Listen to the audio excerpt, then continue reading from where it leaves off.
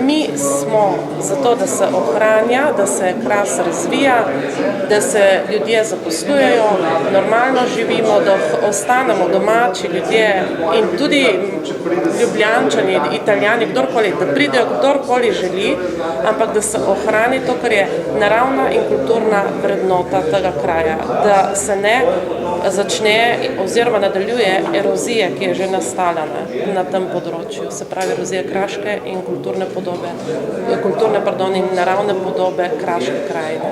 Kaj vam še pripovedujejo ljudje, Slovenci, ki tam živijo, v njihove kraje, njihovi sosedje postajajo tujci, predvsem Italijani, kaj vam pripovedujejo, da počasi že se nekako italijanizacija dela? Ne, tega v taki meri imamo tudi primere, ko tako rečejo, da se lahko že italijanizacija zgodi in tako naprej.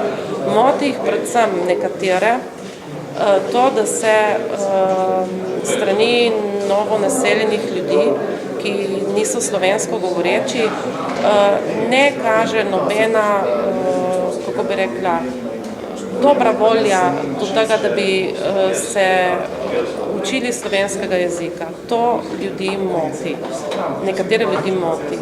Predvsem jih moti pa uporaba tujega jezika v uradnih inštitucijah, na kar so nas opozorili. Če je uporaba tujega jezika za turistične namene, je to povsem jasno, da je pač to je ekonomski vidik, ki ga mu treba upoštevati in se povsod dogajanje je dobrodošlo in tako naprej. Ko pa se človek nasedi, tako domačini, ki imajo največ tujejezičnih priseljencev, pravijo, da jim je včasih precej neprijetno. Odgovor vlade je bil ta, da je ustanovila to medresorsko komisijo, ker to štejemo v pozitivno, zaenkrat drugega kontakta z vlado nimamo. Kar se tiče pa primorskih občin, moram priznati, da večina občin, skoraj v celoti primorskih, podpirajo to deklaracijo in so jo uvrstile na seje občinskih svetov, nekatere so tudi že potrdile in tudi jo bojo posredovale vladi, so celo še dodale neke sklepe, kot recimo občina Vipava. Kar je pa seveda žalostno to, da občina Sežana, ki je največja občina na Krasu in nekako tam je izvirni greh nekako vsega dogajanja na Krasu, pa je deklaracijo zavrnila in sprejela nek svoj sklep, kjer seveda vlada poziva naj ustanovi komisijo, kar pa to itak vlada že počne. Občinski sveti in župani občin so najvišji politični organ občin, tako da pričakujemo tudi z njihove strani tudi ta politični pritisk na vlado.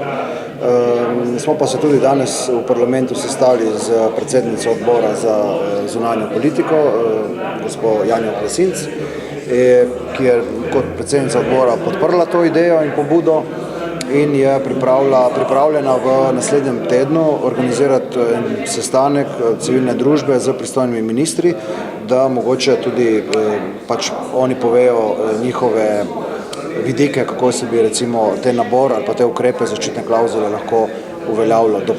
maja. V bistvu tudi, če zaščitna klavzula ne bi uspela, postane tudi še kakšna druga pot, verjetno.